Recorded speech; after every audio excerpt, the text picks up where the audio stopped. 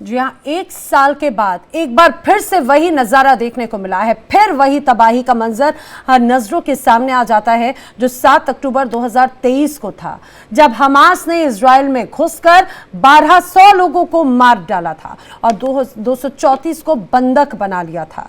इसके कुछ घंटे बाद इजराइल सेना ने गाजा पर हमला बोला, जिसके बाद इजरायली सेना ने हमास को मिट्टी में मिला दिया।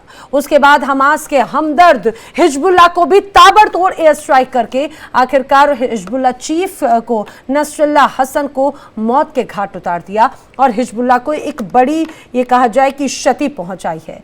उधर नसरुल्लाह की मौत से बौखलाए ईरान ने भी अब एक बार फिर से जवाबी कार्रवाई की है। जी हां, बड़ी जानकारी यह है कि अब ईरान ने 200 बैलिस्टिक मिसाइलें दागकर इजराइल को दहला दिया है।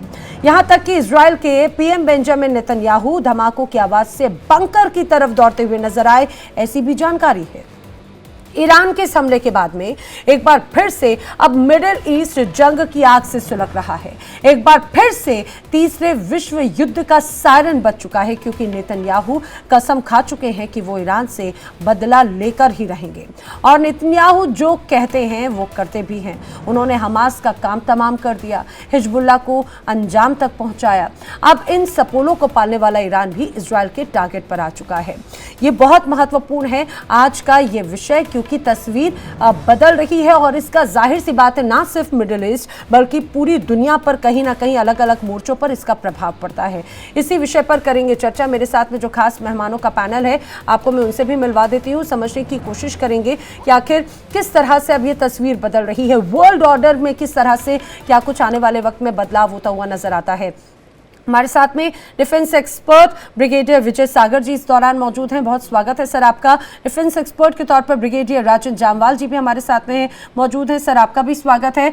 आर्मी पूर्व डेप्यूटी चीफ आर्मी स्टाफ के लेफ्टिनेंट जनरल राज कादियान जी भी हमारे साथ में मौजूद हैं, आपका भी बहुत बहुत स्वागत है। मेरा पहला सवाल विजय सागर जी आप ही से है, जरा समझाने की कोशिश कीजिए, पहले गाजा, फिर लेबनान और अब ईरान, क्या यही कहा जाए कि अब यही एक तरह से सीक्वेंस इजराइल के टारगेट पर रहा है और उसी का ही एक तरह से रिटेलिएशन जो है वो नजर आ रहा है अब ईरान की तरफ से?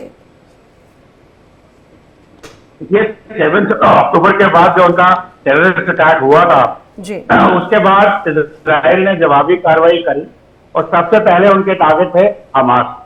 अभी सिचुएशन ये है कि हमास मोरलेस सेटलमेंट हो चुका है, बीच में उसके बाद हूती जो जुड़े उनके साथ, जो भी अगेन ईरानियों के ही प्रॉक्सी थे और साथ में हिजबुल्लाह वो भी ईरानियों के प्रॉक्सी थे। अभी बीच में इजराइल की तरफ से भी कुछ रिटेलिएशन हुई, कुछ ईरानियंस ने अपने प्रॉक्सी के थ्रू, जैसे उन्होंने सबसे पहले 2-3 साल पहले सुलेमानी को मारा था, उसके बाद उन्होंने इस्माइल हानिया को मारा, नसरुल्लाह को मारा, फवाद शुक्र को मारा। तो इतना कुछ होने के बाद एक बार थोड़ा बहुत लिमिटेड स्ट्राइक ईरान ने किया था इजराइल के ऊपर अप्रैल के महीने में, परंतु उसके बाद वर्ल्ड का प्रेशर था उनके ऊपर कि इस वार को एक्सकलेट ना किया जाए, क्योंकि अगर यहाँ पे एक्सकलेशन होती है, देखिए एक तरफ ईरानियन के साथ में उनके 3 प्रॉक्सी हिजबुल्लाह, हूती और हमास हैं, साथ में उनके जो प्रॉक्सी ग्रुप्स हैं जो सीरिया में हैं और बीच बीच में तुर्की का भी उनको पूरा समर्थन है और ईरान को रशिया का समर्थन है। तो ये सब चीजें मिलकर एक वर्ल्ड वॉर सिनेरियो बनाती हैं जो एक किस्म का न्यूक्लियर फ्लैश पॉइंट भी बन सकता है। और दूसरी तरफ इजराइल के साथ बात जो है, अमेरिका जबरदस्त खड़ा है, ब्रिटेन जो है ओपन सपोर्ट दे रहा है, फ्रांस और जर्मनी लिमिटेड सपोर्ट दे रहे हैं। तो इस तरह से ये अखाड़ा बनता जा रहा है कि जहां पर कोई भी मिस कैलकुलेशन अगर होती है तो वो यकीनन वर्ल्ड वॉर में बदलेगा। अभी इस बार क्या हुआ है, इस्माइल हानिया का जो उन्होंने बदला लेना था, उसके बाद नसरुल्लाह हुआ, तो उन्होंने दो मिसाइल स्ट्राइक कल की है।